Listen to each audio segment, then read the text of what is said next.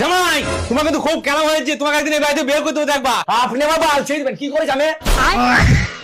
ওই জামাই তুমি আমাকে এরকম বললে? তো আপনি আমাকে কিরকম বললেন সেটা দেখেন। আমি আপনার কি করেছি হ্যাঁ, যে আমাকে আপনি এরকম বললেন? কেন হে তোমাকে বললাম যে আসার সময় ধানের বস্তাটা নিয়ে আসছি, তুমি বলা নিয়ে আসো নে, দোকানওয়ালা আমার ফোন করে কীর্তন শোনাইছে। তা আমি কেন আনবো আপনার ধানের বস্তা? আপনি কি নিয়ে আসুন, আমি কি বলা আপনার চাকর নাকি? চাকর নয় তো কি হয়েছে মানা, তুমি তো এই বাড়িতে থাকো, তুমি তো এই বাড়িতে খাও, ওই ধানের বস্তাকে আমি একা খাবো? তুমিও তো খাও মানা, নিয়ে আসলে কি হয়তো? তোমার কি গান ফেটে যেত নাকি মানা? শ্বশুর মুখে লাগাম দে, ভাদ্র ভাবে কথা বল, নাহলে মেরি না তো গান ফাটি দেবো আমি। কি তুই আমার গান ভাঙবি? তুই আমার গান ভাঙবি? তুই আমার বাড়িতে থাকিস, আমার খাস, আমার জামাই হোস, আমি তোর শ্বশুর হই, তুই শ্বশুরের গান ভাঙবে? তোর লজ্জা করলো না মানা? তুই একটা কথা ভালো করে শুনলে জামাই, তোর শ্বশুরের গান ফাটানো অত সোজা নয় যে যে কেউ আসবে এই যে গান ফাটিয়ে দিয়ে চলে যাবে। কেন আপনি কি গান লুহাদি তৈরি করেছেন নাকি? জামাই সুধরি যা, কিন্তু আমি কিন্তু হাতে চুড়ি পরি নেই। হ্যাঁ চুরি পরে রে, কেন আপনি বিধবা নাকি? কি আমাকে বিধবা বললো? জামাই চুপ হয়ে যা কিন্তু বলেছি, নাহলে এখানে কিন্তু এখন গ্রামের লোক জড়ো হয়ে যাবে। কেন লোক জড়ো হয়ে যাবে কেন? আপনি কি কেন বাদর খেলা দেখাবেন?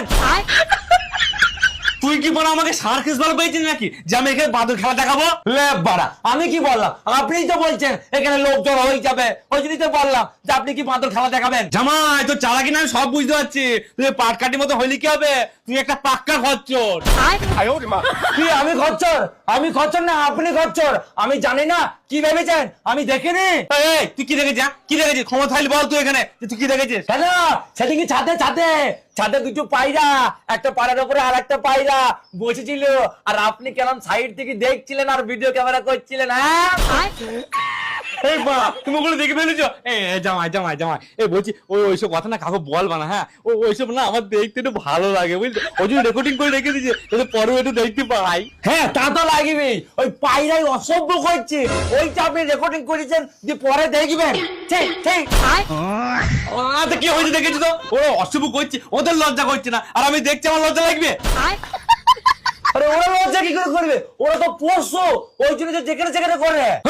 পশু বললি কি ওদের একটু জ্ঞান বুদ্ধি নাই? আমার ছাদে এসে করার কি দরকার? গাছের আড়ালে কি করুক, তাহলে কেউ দেখতে পাবে না? আরে আচ্ছা লোক তো। তুমি ছাড়ো তো বাবা, তুমি কোথায় যাচ্ছ সেটা বলো তো। কেন আমি বাজারে যাচ্ছি, আর শোনেন মা আমি আপনার কোনো কাজ করতে পারবো না। আরে বাবা কোনো কাজ করতে হবে না, তুমি বাড়ি থেকে আসার সময় 1,00,000 টাকা ওই রতন আছে না রতন, হ্যাঁ ওর কাছ থেকে নিয়ে আসতে হবে। আচ্ছা ঠিক আছে ঠিক আছে, আমি নিয়ে চলে আসবো।